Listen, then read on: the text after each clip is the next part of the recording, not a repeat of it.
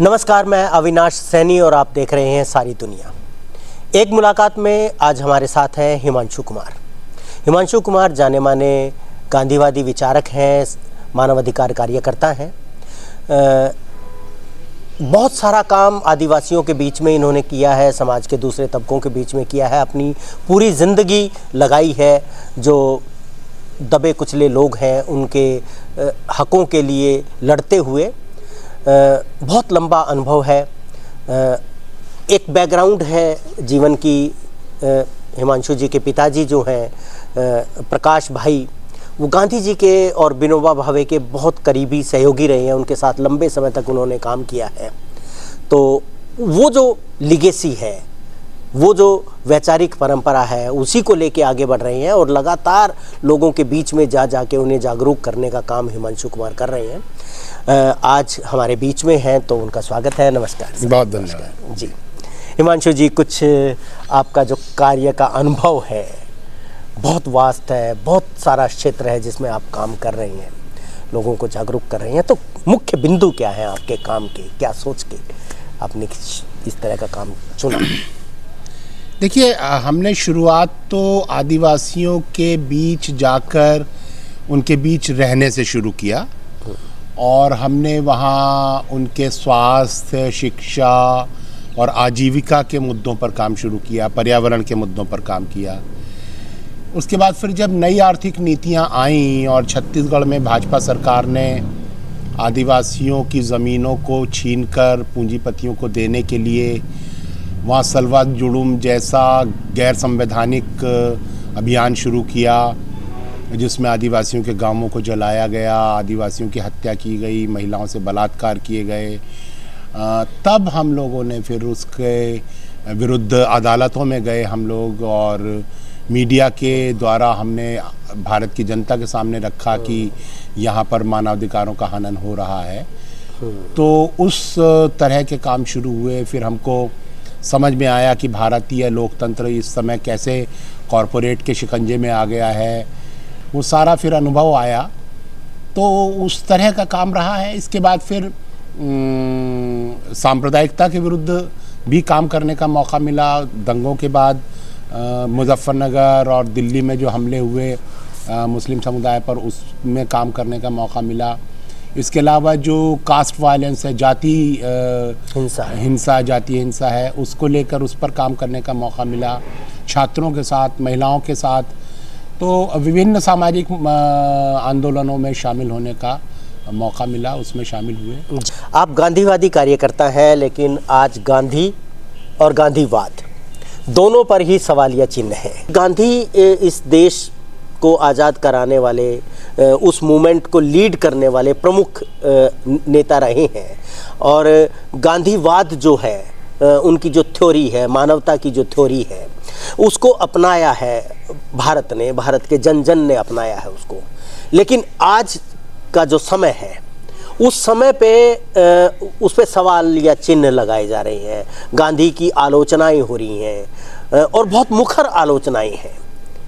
आलोचना होनी चाहिए, आलोचना से कोई परे नहीं है, सबकी आलोचना होनी चाहिए जी। और उस पर नई पीढ़ी हमेशा सवाल करेगी। उसमें अगर कोई कमियां हैं तो उन कमियों को छोड़ेगी, उससे आगे बढ़ेगी।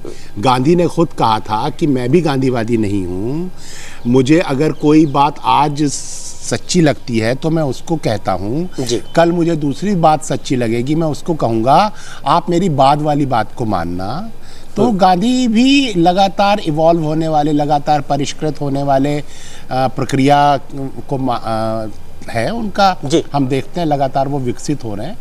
तो गांधी की बातों को पसंद करने वाले लोग, मैं अपने को गांधीवादी नहीं, गांधी को पसंद करने वाला मानता हूँ और उस नाते मैं भी गांधी को आलोचनात्मक दृष्टि से देखता हूँ, उनकी हर चीज़ को समीक्षा करता हूँ और जो चीज़ मुझे अच्छी लगती है उसको मैं पसंद करके आगे बढ़ता हूँ। लेकिन आज की परिस्थिति में अपना रास्ता खुद ढूंढता हूँ और उस पर चलता हूँ और यही हम सबको करना चाहिए कि किसी की नकल तो हम नहीं कर सकते, क्योंकि जिनको हम अपना आदर्श मानते हैं वो तो अतीत में हुए हैं, आज तो वो है नहीं। बिल्कुल। तो नकल नहीं की जा सकती, गांधी की भी नकल नहीं की जा सकती, हमको अपना रास्ता खुद चुनना है।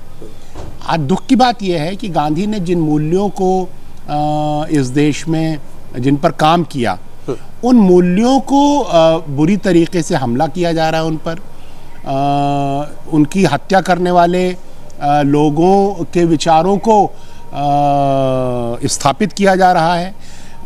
गांधी की बजाय आज गोडसे को महिमा मंडित किया जा रहा है, उसको प्रमोट किया जा रहा है, और उसके आधार पर समाज को बांटा जा रहा है, नफरत के आधार पर।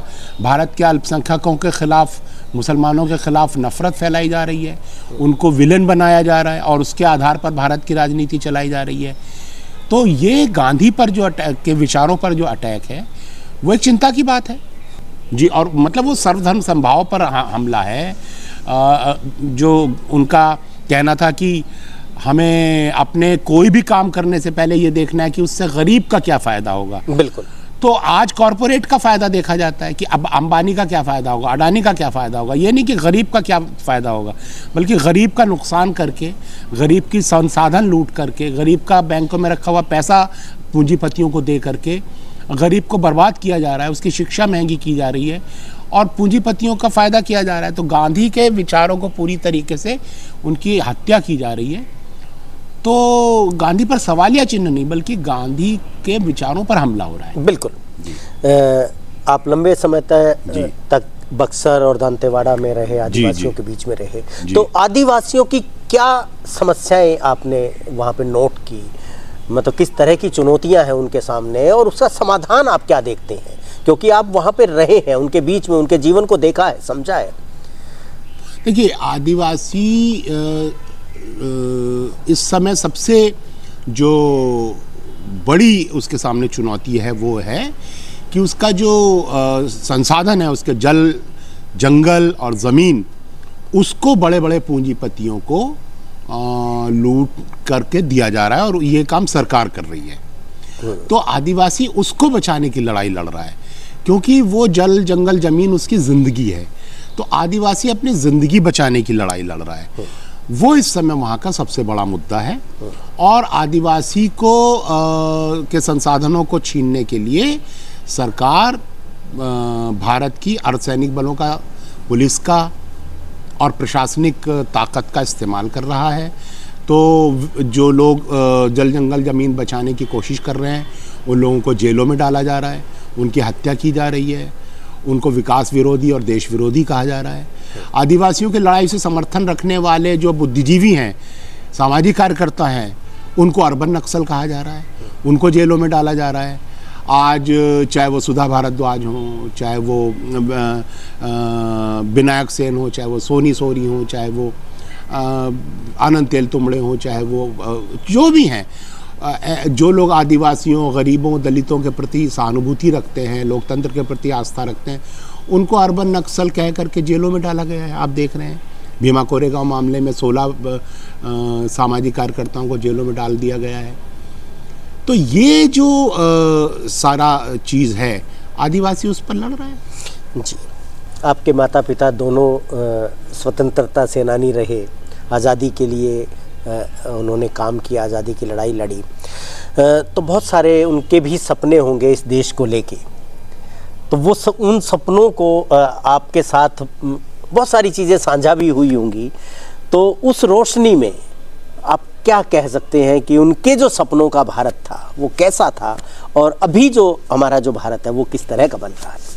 देखिए, पुरानी पीढ़ी ये सोच रही थी कि आज़ादी के बाद समानता आएगी, महिलाओं की स्थिति सुधरेगी, भारत से जातिवाद समाप्त होगा, सांप्रदायिकता ख़त्म हो जाएगी, मज़दूर का और गरीब का जो शोषण है वो समाप्त हो जाएगा। लेकिन उनके सपनों को उन्होंने खुद बुरी तरह टूटते हुए देखा और वो बहुत निराश थे। और उन लोगों ने हमसे कहा कि हमें इस हालत को चुनौती देनी चाहिए और इस प्रक्रिया को रोकना चाहिए, और हमें भी अपनी ज़िंदगी इस आज़ादी के सपनों को ज़मीन पर उतारने में लगानी चाहिए। इसलिए हम लोग उनके सपनों को पूरा करने के लिए हम जंगल में गए, हमने आदिवासियों के बीच रहना शुरू किया और हम अपनी पूरी ज़िंदगी हमने आज़ादी की में जो वादा किया गया था उसको पूरा करने में लगाई है। और दुख की बात यह है कि आज सुप्रीम कोर्ट भी हमको नक्सल समर्थक कहता है, सरकार भी हमको देशद्रोही कहती है, क्योंकि हम शहीदों के सपनों को सच करने में लगे हुए हैं।